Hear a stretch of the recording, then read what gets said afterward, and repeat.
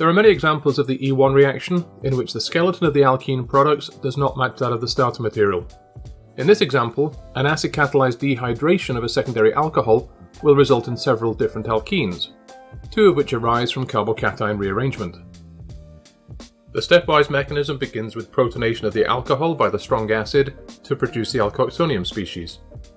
The very good water-leaving group then breaks off, in this case to produce a secondary carbocation.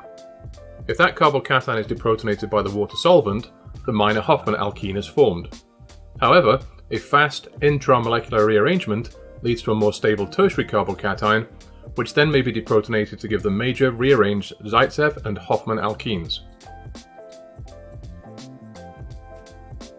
Since we are at low pH, the first step will be a fast protonation of the alcohol by the acid to produce the activated alkoxonium species. The excellent water-leaving group then breaks off in the slow rate-determining step to form a secondary carbocation. In a minor process, the secondary carbocation will be deprotonated at the beta position by water solvent to produce the unrearranged Hofmann alkene in very low yield.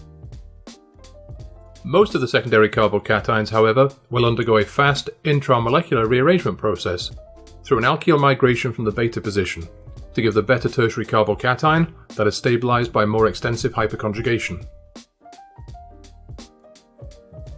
The new tertiary intermediate then has two types of beta hydrogen to attack, so removal of each gives different products. Loss of H on the left affords the less substituted Hofmann alkene as a minor component.